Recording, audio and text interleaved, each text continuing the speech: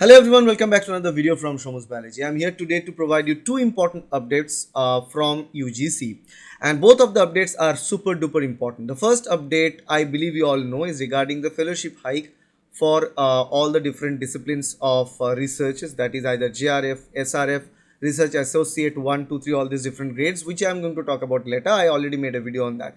But more importantly, UGC recently released a circular stating a draft, a proposal regarding inclusion of internship and research program as a part of your undergraduate course as mandatory. Yes, this is not applicable right now, but this is something that they proposed, and this is a draft proposal, and this draft proposal is online with the NEP, National Educational Program. And as per this plan, anyone who is undergoing a graduation degree, UG courses, either 3-year UG course or 4-year UG courses, doesn't matter.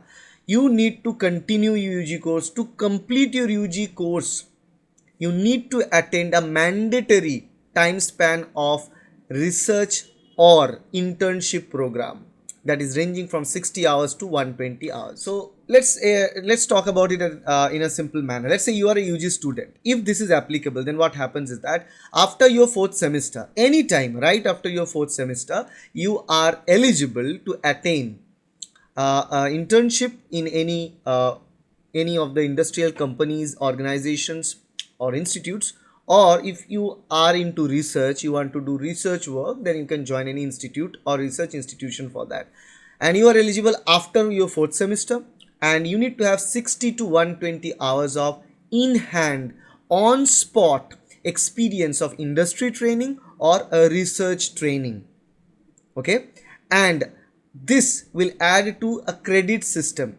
The total credit that they will provide, you can earn maximum up to 12 credits from this industrial training, from this research program, and this credit will be added to the total score. If you do not attain this, if you fail to attain this, you won't be given proper credit as an undergraduate student to complete this. And this is done keeping in mind is that there are plenty of students out there who have done their graduation but still they are jobless, because the moment they are applying for the job, they are only a fresher in their field, right? So they are being asked this question like, why should we hire you, and many other questions like that. That thing should be eased out a little bit, because now it's the college's headache, and the student should be placed into internship programs or research programs in different institutes all around India.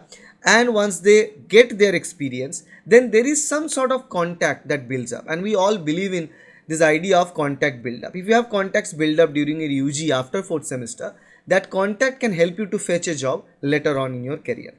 So keeping the idea of recruitability or job ready, to make the students job ready, this approach is really a welcoming one, a very good one, I believe. But again, a proper infrastructure is required. Otherwise, people will again take this for granted, and even as most of the students will have the internship program, still the competition will coexist. So that is something that we need to think. But this is a new circular just released in 16th October, this month, 16th October, and along with that the price hike is already there, it is in place. So if you are asking, like from January 2023 there was this idea of price or fellowship hike for JRF, SRF and other category of researchers.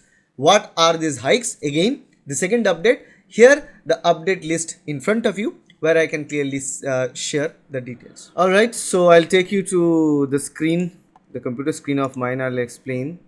So here you can clearly see the tweet. The screenshot is taken from the tweet from Ministry of Education, and this is exactly the official site, education.gov.in, and these are the changed or the new values for the amount of fellowship that you can receive as a researcher. Monthly fellowship for JRF, SRF, RAs, research associates of the higher education institute under Ministry of Education.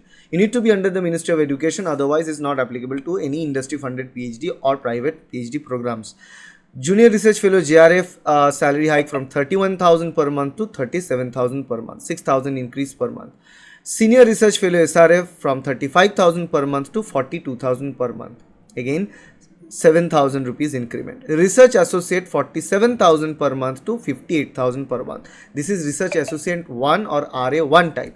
RA2 type, research associate 2 type, 49,000 to 61,000, and research associate 3 type, 54,000 to 67,000. So what we can say is that the least increment, the least salary that as a junior research fellow someone can draw is 37,000 rupees per month, and the maximum salary research associate grade 3 can draw as 67,000 per month. Earlier it was 31,000 and 54,000 respectively. Okay, so this is something that is new, which is already taken care of earlier, but now, as I mentioned, there are two separate rules, and I believe both these rules are really good, really positive in the favor of researchers of India, in the favor of the students who aspire to be either researcher or aspire to work in industrial field. So that is very important, that at the starting of your career as an undergraduate, you will know whether you are going for a research career or you want to go for a industry based, job based career. So if you want to go for a job based career or research based, you can select that institute for your internship program, but that will be mandatory. 12 credit score will be there. The rule is that after 4th semester you're eligible, and the total training hours should be 60 to 120 hours. Okay, so that's it. I believe both of these news will definitely cheer you up, so get cheered. If you like this video, please hit the like button, share this video with your friends, and subscribe to get more videos like that in future. Thank you. Bye.